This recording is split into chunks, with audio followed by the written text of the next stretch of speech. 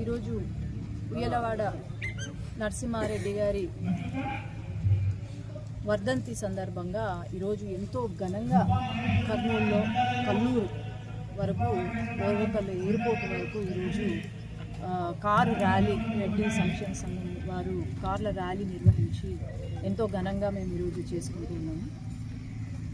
అట్లాగే ఈరోజు మనం అందరము గమనిస్తే కౌన్సిల్లో ఏం జరుగుతుంది అనేది చూస్తే చాలా దారుణమైన పరిస్థితి. ఈరోజు దేవుణ్ణి రాజకీయాలకు వాడుకుంటున్నారు వైసీపీ ప్రభుత్వం.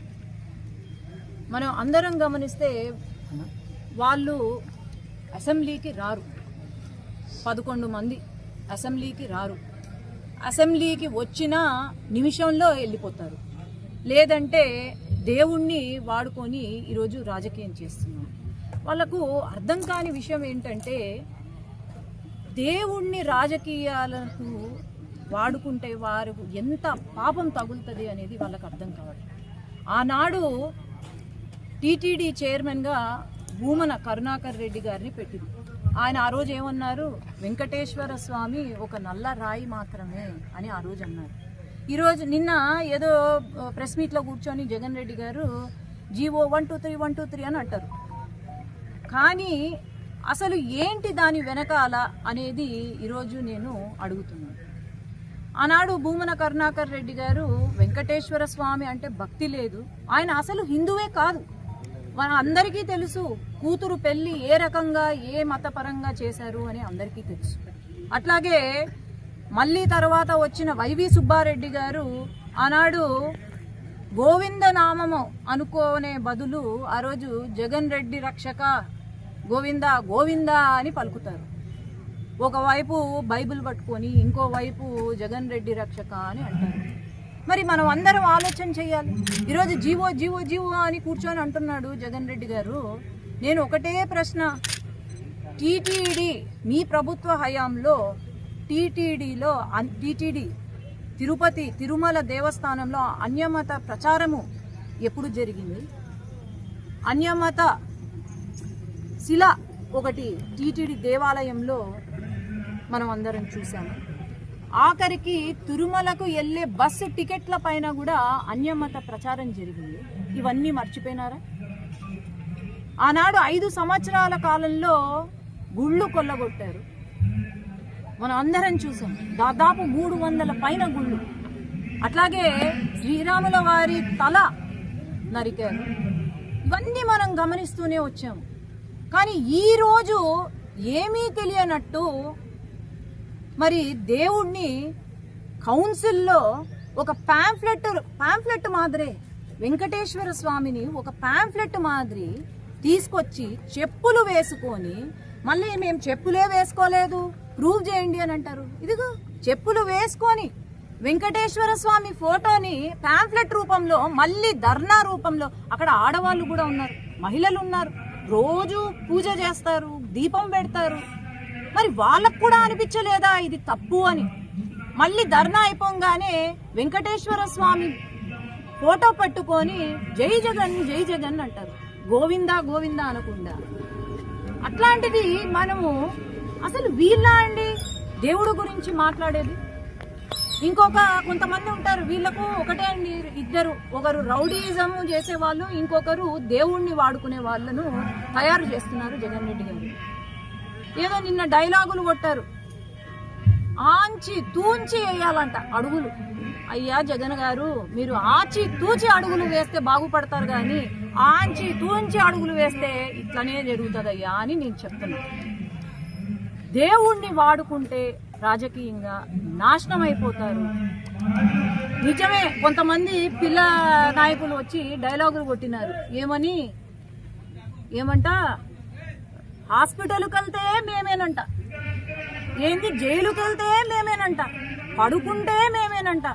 నేను ఈరోజు ఒకటే చెప్తున్నాను, అవును, హాస్పిటల్కి వెళ్ళినా ఆ వెంకటేశ్వర స్వామి, జైలుకి వెళ్ళినా వెంకటేశ్వర స్వామి గుర్తుకు రావాలా? లేదంటే పడుకున్నా తిన్నా వెంకటేశ్వర స్వామి గుర్తుకొస్తారు. ఇంకా మీ పతనం మొదలైంది అని నేనైతే తెలియజేస్తున్నాను. ధన్యవాదాలు.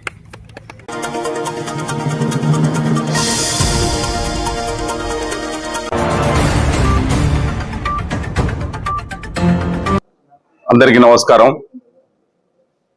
ఈరోజు నిన్న జరిగినటువంటి శాసన మండలిలో వారు సభ్యులు ప్రవర్తించినటువంటి తీరు యావత్ రాష్ట్ర ప్రజానికమే కాదు, దేశంలో ఉన్న ప్రజలందరూ కూడా అవాక్కయ్యేటువంటి పరిస్థితి.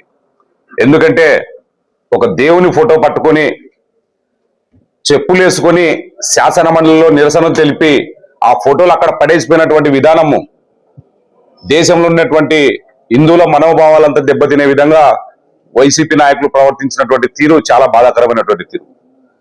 కేవలం జగన్మోహన్ రెడ్డి ఈ రాష్ట్రంలో అశాంతి భద్రతలు ఏ విధంగా తీసుకురావాలి, కులాల మధ్యన మతాల మధ్యన చిచ్చు పెట్టి ఏ విధంగా తన పబ్బం గడుపుకోవాలి అనే విధంగానే ఆయన డైరెక్షన్ లోనే వాళ్ళ సభ్యులంతా కూడా ప్రవర్తించడం చాలా బాధాకరమైనటువంటిది.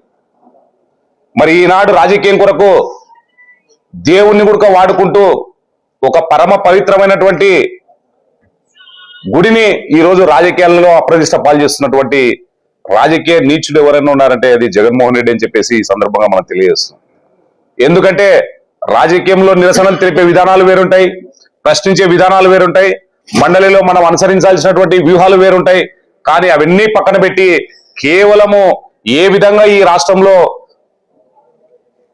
మతాల మధ్యన కులాల మధ్యన చిచ్చు పెట్టాలి, తద్వారా వచ్చేటువంటి రాజకీయ ప్రయోజనం ఏ విధంగా పొందాలి అనేటువంటిది ఆయన చూస్తున్నటువంటి ధోరణి. ఆయన అధికారంలో ఉన్నప్పుడు ఎప్పుడైనా సరే దేవుని ఊరేగించేటువంటి మాడ వీధుల్లో కూడా ఆయన చెప్పులు వేసుకొని తిరిగినటువంటి విధానం అంతా కూడా హిందువులు ఈ రోజు కూడా మర్చిపోలేదు.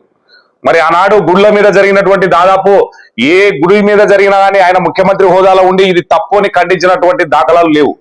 మరి దాదాపు ఈ రోజు తెలుగుదేశం పార్టీ ఎన్డీఏ కూటమి ప్రభుత్వం అధికారంలోకి వచ్చిన తర్వాత ఈ రోజు అభివృద్ధి చెందుతుంది. రాష్ట్రం అంతా కూడా చంద్రబాబు నాయుడు నాయకత్వంలో తెలుగుదేశం, జనసేన, బీజేపీ కూటమి బలపడితే మా రాజకీయ భవిష్యత్తు ఉన్నదనే ఉద్దేశంతోనే ఈ రోజు ఆయన చేస్తున్నటువంటి రాజకీయ కార్యక్రమాలు ఈ విధంగా ఉన్నాయి. కాబట్టి అందరూ కూడా దీన్ని రాష్ట్ర ప్రజానికమే కాదు, దేశంలో ఉన్న ప్రజలందరూ కూడా గమనిస్తున్నారు. జగన్మోహన్ రెడ్డి గారు ఇటువంటి పద్ధతులు మంచివి కాదు, దేవుని రాజకీయాల్లోకి వాడుకోవడం చాలా నీచమైన చర్య అని చెప్పేసి ఈ సందర్భంగా తెలియజేస్తున్నాం.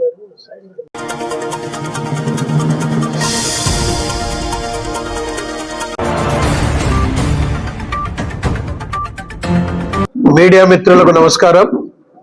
ఏదైతే నిన్న శాసన మండలిలో వైసీపీ మండలి సభ్యులు ప్రపంచవ్యాప్తంగా కోట్లాది మంది ఆరాధ్య దైవం అయినటువంటి కలియుగ ప్రత్యక్ష దైవం శ్రీ వెంకటేశ్వర స్వామిని రాజకీయాల కోసం వారు కించపరుస్తూ దేవుని విషయంలో ఆ విధంగా ప్రవర్తించడం కోట్లాది మంది హిందువుల మనోభావాలను దెబ్బతీసే విషయంగా పరిగణిస్తూ ఈరోజు వారి చర్యను ఖండిస్తూ ఈ సమావేశం ఏర్పాటు చేయడం జరిగింది. గతంలోనే వారు 7 కొండలు ఎందుకు 3 కొండలు చాలన్నందుకు దేవుడి ఆగ్రహానికి వారు గురయ్యారనే విషయం అందరికీ కూడా తెలుసు. అంతేకాకుండా ఈ మధ్య కాలంలో వాడిగా వేడిగా జరుగుతున్న చర్చ, మరి తిరుమల ప్రసాదం అంటే అత్యంత ప్రీతికరంగా భావించే ప్రసాదాన్ని కూడా మరి వారు అనేక రకాలుగా కల్తీతో కూడుకున్న వ్యవహారం జరుగుతున్న తరుణంలో కూటమిలో భాగంగా రాష్ట్ర ప్రభుత్వానికి రాత్రి పగలు నిధులు వరదలై పారుతూ నిరంతరం అభివృద్ధి చెందుతున్న ఈ రాష్ట్రాన్ని వారు ఏదో ఒక రకంగా అప్రతిష్ట పాలు చేయాలి, పెట్టుబడులు రాకుండా చేయాలి, వారి వైపు అటెన్షన్ తీసుకోవడం కోసం వారు చేస్తున్న ఈ రాజకీయ కార్యక్రమాల్లో దేవుణ్ణి వాడుకోవడం చాలా తప్పు. ఇది అందరూ కూడా ఖండించదగిన విషయం. ఈ విషయంలో దేవుడు ఆగ్రహానికి వారు గురైనందువల్లే 11 సీట్లకు పరిమితమయ్యారు. రాబోయే కాలంలో శాసన సభలో కానీ శాసన మండలిలో కానీ ప్రాతినిధ్యం లేని విధంగా వారు చేసుకుంటున్నారని చెప్పి కూడా ఈ సందర్భంగా తెలియజేస్తున్నా. రాష్ట్రంలో వైఎస్ఆర్ కాంగ్రెస్, దేశంలో కాంగ్రెస్ పార్టీ ఈ దేశానికి రాష్ట్రానికి పట్టిన క్యాన్సర్ లాంటివి అని చెప్పి ఒకసారి మనమందరంగా గుర్తు చేసుకోవాల్సిన అవసరం ఉంది. రాబోయే ఎన్నికల్లో తప్పనిసరిగా ఇవన్నిటికీ పాపాలు పండి వారు కనుమరుగవుతారని చెప్పి తెలియజేస్తూ, రాజకీయాల కోసం దేవుణ్ణి ఈ రకంగా వాడుకోవడం పద్ధతి కాదు, సభా సాంప్రదాయాలకు విరుద్ధం.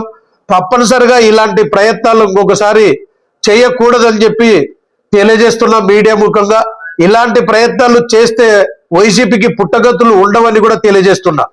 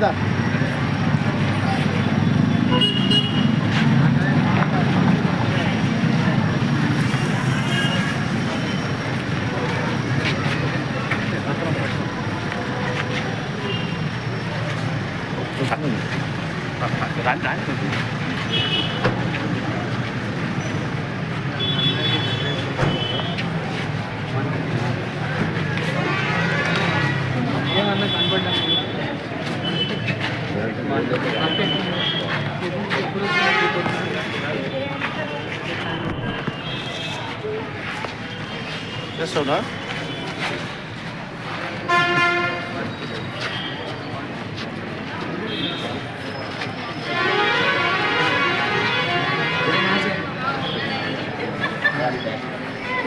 వెల్కమ్.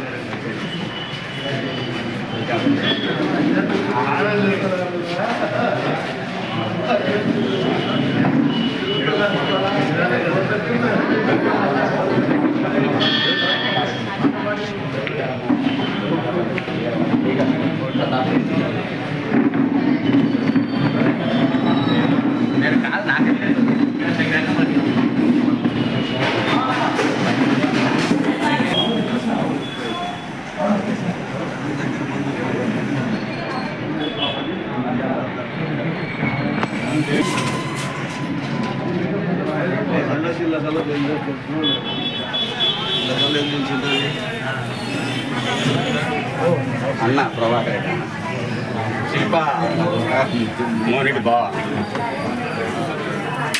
అన్న కొడుకు Shankar Hyderabad experience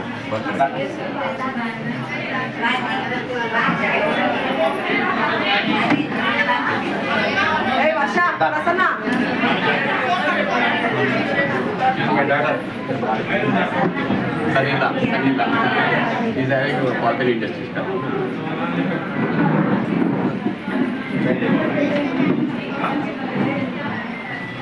Nana Janu.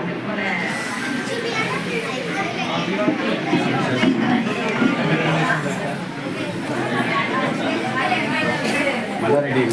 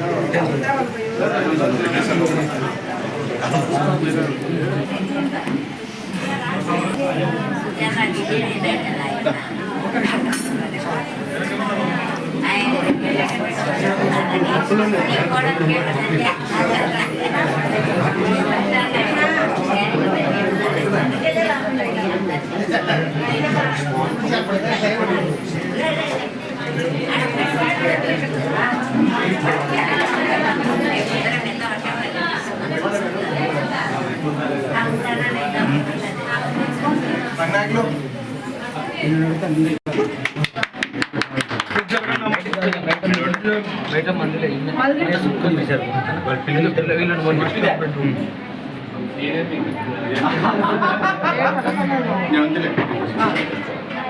అలాగే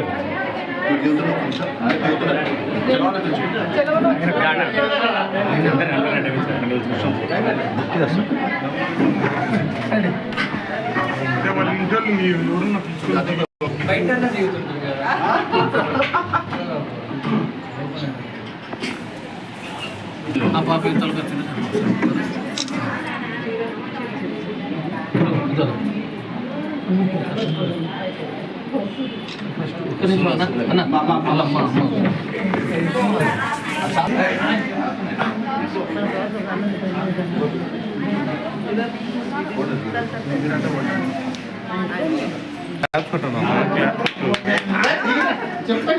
చెలవు కేసులో లేదా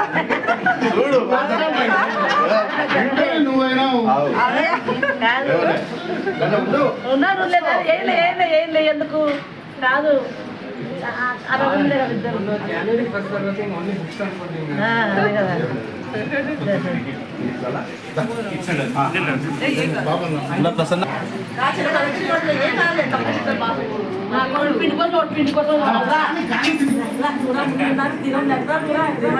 వస్తుంది వస్తుంది కదా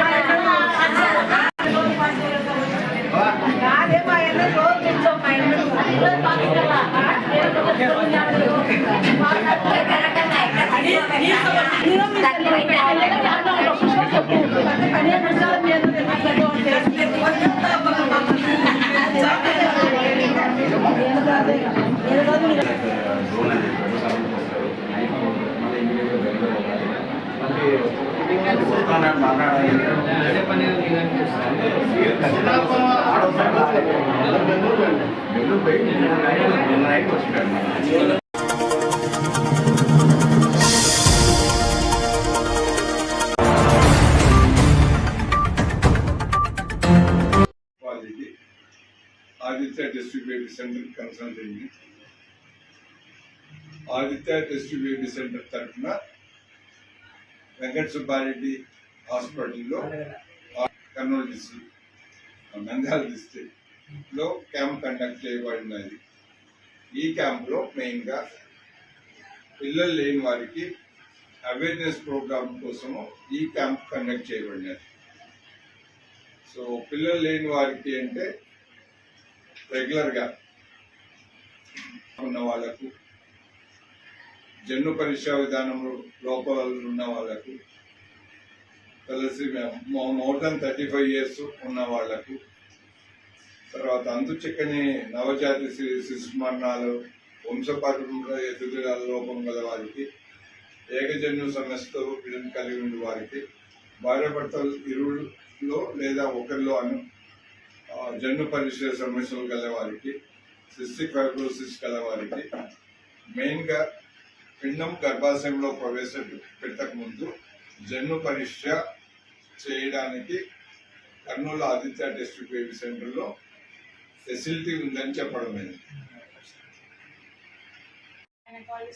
వెంకట సుబ్బారెడ్డి హాస్పిటల్. సో మనకు చుట్టుపక్కల చాలా మంది పిల్లలు లేని సమస్యలు వాళ్ళకి అప్రోచ్ అవుతూ ఉంటారు. సో వాళ్ళకి మనం కుదిరిన ట్రీట్మెంట్ మనం ఇక్కడ ఇస్తున్నాము. ఇంకా హైయర్ స్పెషలిస్ట్ అవసరం ఉందని చెప్పి మనం భావించి senior most infertility specialist doctor K Tirupati Reddy sir గారిని మనం ఆళ్ళగడ్డకి ఇన్వైట్ చేయడం జరిగింది. సార్ మన రిక్వెస్ట్ని యాక్సెప్ట్ చేసి మన గురించి అని చెప్పేసి సార్ ఇక్కడ ఇచ్చేస్తున్నారు. ఇవాళ మనం ఇక్కడ ఫ్రీ క్యాంప్ కండక్ట్ చేస్తున్నాము. 20 నుంచి 30 మంది కపుల్స్ వరకు మనకు వచ్చేసి ఇక్కడ చెక్ చేయించుకున్నారు. సో వాళ్ళకి అవసరమైన అడ్వైస్ ఇస్తున్నారు సార్. డాక్టర్ వెంకటసుబ్బారెడ్డి హాస్పిటల్ నందు కర్నూలు డాక్టర్ తిరుపతి రెడ్డి గారు ఆదిత్య డిస్ట్రిక్ట్ బేబీ సెంటర్ నుంచి స్పెషల్గా మన కోరిక మేరకు ఇక్కడికి వచ్చి ఆయన ఎన్ని రకాలుగా ఇది మన దగ్గరకు వచ్చేసి బేబీ సెంటర్ గురించి మన పేషెంట్ను చక్కగా వాళ్ళకి కావాల్సిన పరిస్థితులని వివరించి వాళ్ళ సమస్యల్ని ఏర్పాటు చేశారు. అందులో భాగంగా ఇక్కడ ఆయన అంటే కర్నూలు డిస్ట్రిక్ట్ నందు ప్రథమంగా టిష్యూ బేబీ సెంటర్ అనేది స్థాపించాడు. ఆ స్థాపనను మన యొక్క ఈ రూరల్ ప్రాక్టీషనర్స్ మేమంతా ఉన్నాం కదా, ఇక్కడ ఉండే పేషెంట్ అందరినీ మేము ఏ విధంగా మేము ప్రమోట్ చేయాలని చెప్పేసి ఆలోచన చేస్తున్నాం. అలాంటి సిచ్యుయేషన్లో మాకు ఒక దీపంలాగా ఆయన మాకు ఇది చేశాడు. కాబట్టి మేము మా పేషెంట్ని మా దగ్గరకు వచ్చిన వారిని మేము ప్రమోట్ చేస్తూ మనకు పిల్లలు లేరు అనే బాధ ఉండే వాళ్ళందరికీ మేము భరోసా ఇస్తూ ఈ పేషెంట్ అందరినీ మేము ప్రమోట్ చేయడానికి కావాల్సిన అవకాశాలు ఎక్కువ ఉన్నాయి. మేము వాళ్ళని సరైన విధానంలో డైరెక్ట్ చేస్తూ వాళ్ళకి కావాల్సిన అవసరాలను తీరుస్తూ ఇక్కడ ఈ డాక్టర్ వంశీపురారెడ్డి హాస్పిటల్ నందు అన్ని రకాల విధానాలను మేము పాటిస్తూ ఫైనల్గా ఇక్కడ కాని పేషెంట్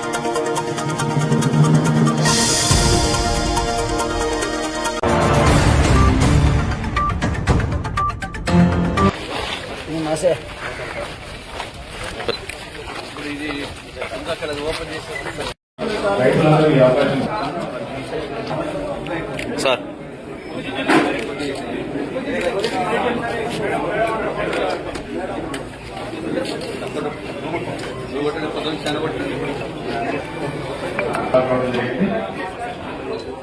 సో వాతావరణ అనుకూలత వల్ల ప్రతి రైతు ఆరోగ్య సుమారు 8 గంటల పైగా దిగుబడి సాధించడం జరిగింది. సో ఇప్పటికీ ఈ సమయంలో ప్రభుత్వం ఈ స్థాయిలో కొనుగోలు చేయడానికి చాలా సుధాకర్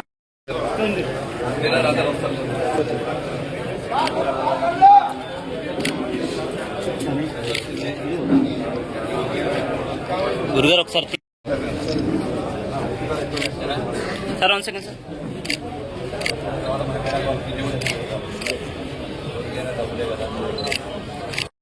వ్యవసాయ మార్కెట్ కమిటీ ద్వారా గోదాం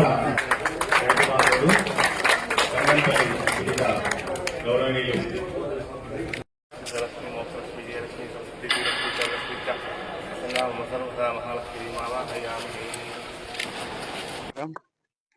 దాదాపుగా 10 సంవత్సరాల తర్వాత నాడు నేను ఎమ్మెల్యేగా ఉన్నప్పుడు ఏవైతే 60 లక్షల రూపాయలతో ఈ యొక్క గోడౌన్లన్నింటినీ కూడా కట్టాలని చెప్పి ఆ ప్రభుత్వంలో నేను ఫౌండేషన్ వేసి దాదాపుగా 45-50% వర్క్ చేయడం జరిగింది. గత ప్రభుత్వం రైతుల పట్ల నిర్లక్ష్యం, ఆ నిర్లక్ష్య ధోరణితోనే కేవలం ఆ ప్రభుత్వంలో అప్పుడు ఉన్నటువంటి శాసనసభ్యుడిగా నేను ఉన్నప్పుడు మొదలు పెట్టాననేటువంటి ఒక దురుద్దేశంతో నాటి ఎమ్మెల్యే గారు కూడా, అప్పుడు ఉన్నటువంటి ఎమ్మెల్యే అతను కూడా దీని మీద నిర్లక్ష్యం చేయడం జరిగిందో. ఎన్నోసార్లు కూడా నేను కూడా వచ్చి ఇక్కడ ధర్నా కూడా చేయడం జరిగింది.